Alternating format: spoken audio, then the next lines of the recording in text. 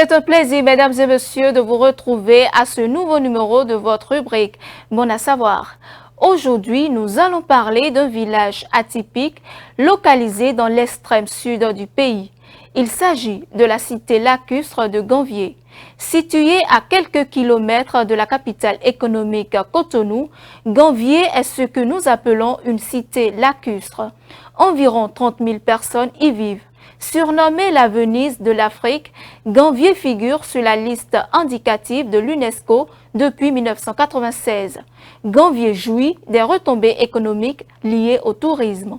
En effet, un nombre grandissant d'Européens et d'Africains s'intéressent au village lacustre, à l'architecture pittoresque. Il n'y a ni immeubles, ni arbres, seulement des maisons construites en bambou et couvertes de tôle ou de paille, bâties sur pilotis au-dessus du lac Nokoué. Ganvié est par ailleurs dépourvu d'électricité et d'eau courante. Le manque d'infrastructures rend les perspectives d'emploi assez limitées. Ainsi, la principale source de revenus des habitants de Ganvié est la pêche. Si les hommes en sont en charge, les femmes gèrent l'aspect économique. Le secteur de la pêche est aussi atypique. Il repose sur la tradition ancienne des Akadja, des champs aquatiques séparés par des barrières flottantes. Les origines de cette cité lacustre remontent à la fin du XVIIe siècle et au début du XVIIIe siècle. À l'époque, les guerres tribales et les razzias esclavagistes battaient le plan. Pour fuir les hostilités et les odieux actes engagés face à l'ensemble de la population qui vivait sur le territoire de l'actuel Togo, des villageois prirent la décision de venir se réfugier dans les marécages du lac Nokoué.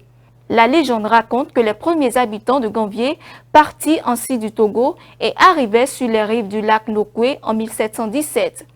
Incapable de traverser le lac, car ne possédant aucun moyen destiné à cet effet, le roi Agbogbo-Dé, qui était à leur tête, usa de ses pouvoirs magiques. Il se transforma en épervier pour survoler le lac et repérer l'île de Ganvié. Puis il revint se changer en crocodile pour porter son peuple sur son dos vers la nouvelle terre. C'est pour cela, dit la légende, que le crocodile revêt cette sacralité qu'on lui connaît à Ganvié. Plus récemment, la migration des Sokoménou et des Dakoménou qui ont élu domicile sur le lac Nokoué et ses environs a contribué au peuplement progressif de la région. Nous sommes à la fin de ce numéro de Bon à savoir. Merci mesdames et messieurs de nous avoir suivis. Suivez-nous en continu sur speedlinetv.bj/live et sur nos différents canaux digitaux Facebook et YouTube.